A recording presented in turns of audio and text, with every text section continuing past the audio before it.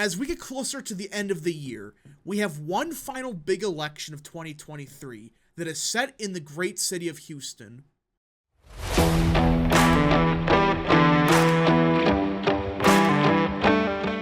What is up, people of the internet? It is me, Real American, back in with a new video today. It is time that we talk about the 2023 Houston mayor runoff election. That is right, everyone. Surprisingly, there is one final election before next year's mess of an election season. It is, of course, in the city of Houston, and it is a runoff between a more moderate, more centrist Democrat versus a more progressive, left-leaning Democrat. So, yeah, it is a battle between two Democrats, which sounds very familiar to what happened in Chicago, and we saw what happened there. But of course, Houston is a little bit more conservative than Chicago, so there is hope that we could possibly get somebody kind of moderate in the city of Houston. But first, before we continue with today's video, I hope you enjoy these type of videos. If you do, smash the like button down below, subscribe, share with your friends, hit that little bell, follow the social media accounts in the description down below, and of course, join the channel today. Guys, just for $1 a month, you can join Real American. This is the best way to support the daily content that we all know and love. So I hope and recommend you join the channel today. Alright, everybody. Now let me be clear about two things. One, there is an election night stream. That is right. At 8 p.m. Eastern Time, that's when polls close. We will be live covering the election night in Houston. We're going to see what happens. And number two, I am not an expert on Houston politics. With that being said, there's one thing I can say about this race before we even start. This isn't like Chicago, so you shouldn't automatically write off the moderate candidate, John Whitmire. Right? That is the state senator who is a bit more moderate, a bit more centrist, pro-law and order, compared to Jackson Lee, of course, who, as many of you know, is currently serving in the House of Representatives, and she's very old. She's like 80, I believe. But either way, it is an election between two old farts, one being more progressive, one being a bit more centrist. Of course, both of them are Dems. So let's get into it.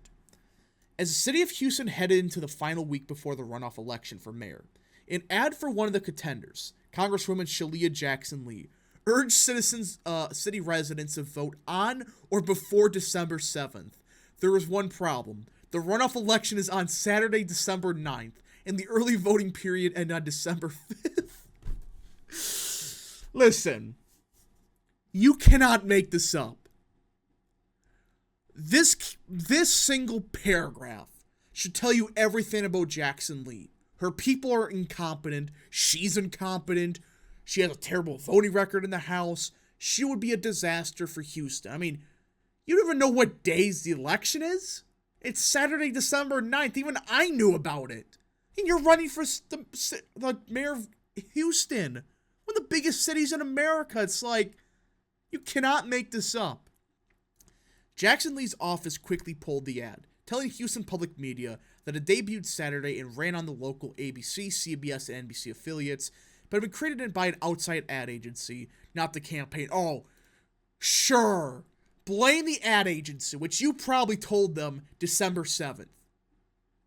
I mean, why? Did nobody check the dates? Did they just think, oh, everything's fine, quick, put it out there? It's so simple. Just say December 9th. That's it. The ad and even the lack of knowledge about the date of the election seem to sum up everything happening so far in the mayoral election in America's fourth largest city, limping ahead to a low turnout outcome in what is the last major election of 2023. So yeah, this is America's fourth largest city, and she doesn't even know what day the election is. Jackson Lee, a 30-year-old veteran of Congress. Dear Lord, she's been in Congress for 30 years. I'm getting sick and tired of these people serving for 30 years, 50 years, 70. Retire. At some point, there needs to be some kind of requirement that if you're above the age of 70 and you don't pass a competency test, you should not be allowed to serve. I mean, just seems like common sense to me. Is trailing in polls to State Senator John Whitmire, who has had more than 50 years in public service. Jesus! The two are the top vote getters in the November 7th general election, which had 17 candidates on the ballot and a write-in candidate. Whitmire, who's 74. 74, dear Lord, received 43% of the vote to 36% for Jackson Lee. About 21% of Houston's 1.2 million registered voters cast ballots in the November 7th election, according to the AP. The current mayor, Sylvester Turner, is term limited. It's been a pretty sleepy race so far, said Brandon Rodenhouse, a professor of political science at the University of Houston, which I agree with. Usually with these big mayor elections, you hear fireworks every 5 minutes. You hear one campaign firing crap at the other. You really haven't seen that yet. In fact, it's just been Jackson embarrassing herself. That's the only thing I know about this race, and outside of Whitmire being slightly moderate. Because his voting record does indicate he is, liberal leaning, but not like far left Bernie Sanders type. We've seen mayoral races in the past that have had a lot of fireworks, a lot more partisanship. This has been a race that frankly hasn't really caught the voters' attention. And it's, again, considering the fact this is the 4th largest city in America, I'm stunned. Outside of this error about the dates, it's like, there's been nothing. Usually we know, like, crap's going down, there's fist fights for who's going to win and stuff, but none of that so far. The race is considered nonpartisan, but both Whitmire and Jackson Lee are Dems. Jackson Lee has pulled out major endorsements, including former Secretary of State Hillary Clinton, former Speaker Nancy Pelosi, and Harris County Judge Lena Hidalgo. But, yeah. So you can tell that these are not good people backing you, and that's exactly who Jackson Lee has for support. But as Roddinghouse pointed out, the big-time endorsements haven't managed to move the needle. Because guess what? Local elections, again, there's some people that will, but especially when this being a Dem v. Dem election, and there's a bunch of Republicans in Houston. Yeah, I know it's a big city, but there are far more Republicans here than Chicago or New York City. Whitmire, meanwhile, has boasted of some big-time local support, including Jim Mattress McGainville, former Houston City Councilman Jack Christie, who ran as Republican in the first round, and Republican mega donor Tillman Fertitta. So, he is getting the support of the centrist Dems, the Republicans, and that's a big deal in Houston. Because in Houston's not like Austin or San Francisco. It's Democrat-leaning, yeah, but it's not like 99% Dem like Chicago is or New York City. Houston's considered America's most diverse large city, so winning the mayor's office means winning a coalition of voters. Well, yeah, that's any race. Turner's victory in 2015 by just 2 points over conservative businessman was driven in large part by black voters and get-out-the-vote efforts, according to the Houston Chronicle. Jackson Lee, who, if elected, will be the city's first black female mayor, has not managed to galvanize black voters the same way, Roddinghouse said. In the precincts with high number of black voters, the voting numbers are way down, Roddinghouse said, and that's a disaster. I mean, this is Houston. This isn't like, Chicago where you can afford some kind of dip with black turnout.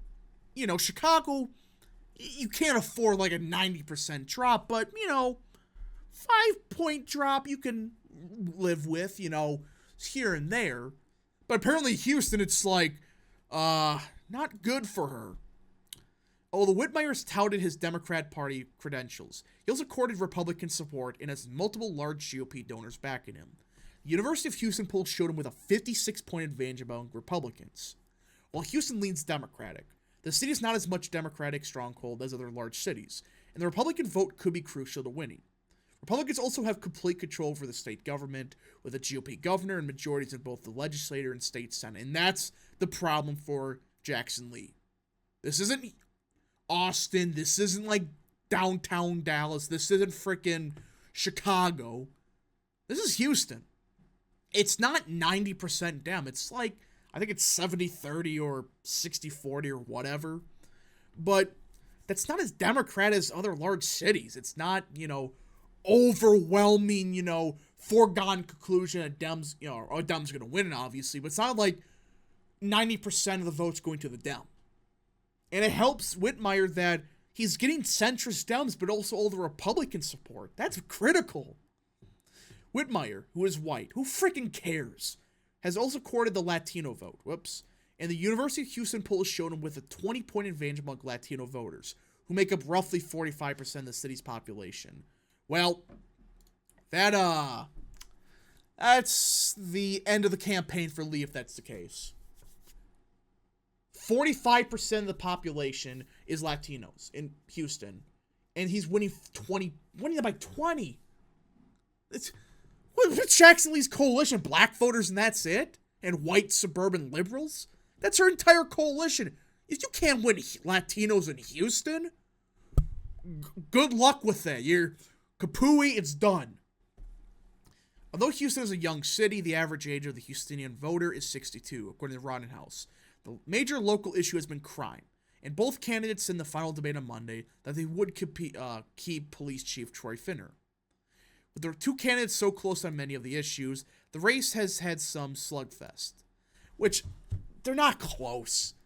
Jackson Lee's like partisan Dem to the extreme, while Whitmire, yeah, he's a Dem, but his ACU score, his other scores, it's not 0%, it's like 30-40. But you just start looking at this and you realize there's a possibility we get a moderate, more centrist Dem, which, again, if this is a centrist Dem like the Bozo, New York City, we got a problem. But from everything I'm seeing, it's not like that, because it's more like Chicago, where obviously Whitmire's the better choice. I mean, Jackson Lee is a disaster waiting to happen. I mean, can you imagine if she became the mayor? I mean, she's not necessarily, one of the most, intelligent people in Congress. Just look what she said in the past about certain things. It's like, you're in Congress? And yeah, it's not about a race, and I know people are going to say, oh, that's because she's, whatever. It's like, no. It's just the fact she's made some very dumb statements when she's been in the House. What do you think's going to happen when she's mayor and she's 73? Now, I know Whitmire's 74, but it's like, everything I'm seeing from him, he's just there. Just generic Dem from like 10 years ago. Either way, folks, I hope you enjoyed this video. If you guys did enjoy, smash the like button down below. Subscribe, share with your friends, hit that little bell, follow the social media accounts in the description down below, and of course, join the channel today. Thank you so much. Godspeed to all of you.